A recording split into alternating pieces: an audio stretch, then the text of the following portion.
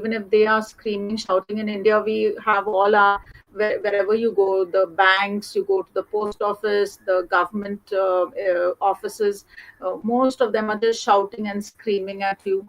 Most of them even speak in their own language, which is the local language, the Marathi language. And like we who come from Muslim backgrounds, we don't understand that language. We don't follow it.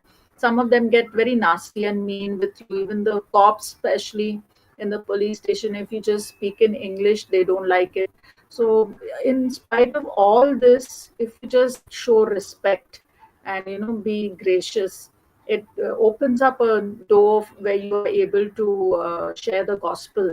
And for me, when even as a new believer, I would go from house to house to every neighbor and ask if I could help them in some way or the other, and or just pray with them, and then give them the gospel. And when I had saturated my entire neighborhood and even the market area, the bazaar, I was asking the Lord, Lord, now what to do, where to go, and especially because my own family rejected Christianity, didn't want to hear.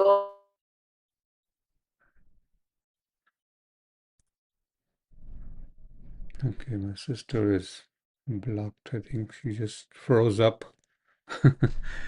Well, anyway, what we are trying to establish here is that, she's saying, oh, it doesn't cost you anything, but in America, it costs us our comfort.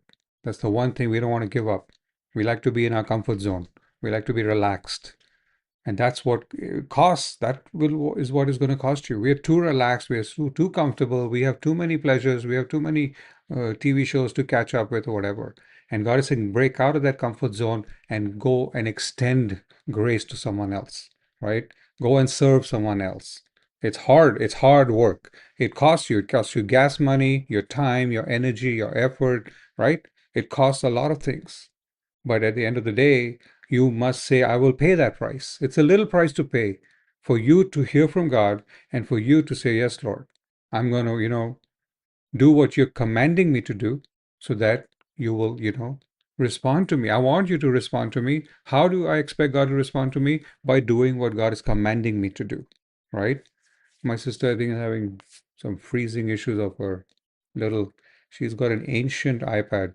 I don't know how she still functions with it. So we got to pray for her. But this is the point that, again, my sister was making the point, it doesn't cost you anything to be considerate and loving and everything.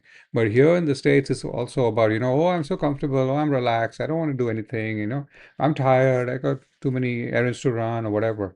Now you've got to carve out a block of time in your busy lifestyle because everything is so fast and everything is super, coming, going, everything's happening. So you got to try to find a block of time in the middle of all that busyness to say, Lord, I am going to commit this time to your service, to serving mankind, to serving humans and the broken ones. We're always catering to the rich. We're catering to the famous. We're catering to the popular. We're catering to, right, the arrogant and the proudful and the wicked. They're demanding, all the narcissists, right? They are the ones who rob your time and energy. Stay away from narcissists. They're thieves. They will suck the life out of you, right? I'm always being rude to narcissists. If you see me with narcissists, I put them on the spot. Okay. So you must guard your time, right? And say, I am going to be, uh, going to find the poor and the humble, you know. You could be a rich person and be humble and say, okay, if you need to, I'll pray for you. One time I prayed for a 33rd degree Mason. I went to this big Democratic Party convention. I was invited. And I'm like, what am I doing here? I don't belong here. These are all politicians and these are all, rich and famous people. And the one who was leading that whole group was a 33rd degree Mason. And God told me to pray for that man. And I was like, Lord, like, he's not going to accept that. And he told me because we had a conversation and he told me who he was. And I just said, hey, you know what? God is telling me to pray for you. Can I pray for you? And he said, yes. And we were in this big house, fancy mansion place. And he took me to another room, and I had a couple with me who was ministry partners with me. And we prayed for this man because his leg was limping. He had pain in his left leg or whatever.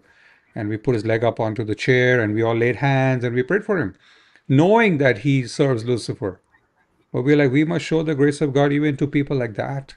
But to come out of that comfort zone, right? To challenge that, Even the worst of the worst, the most wicked, if they're open, he was open for prayer. We will pray.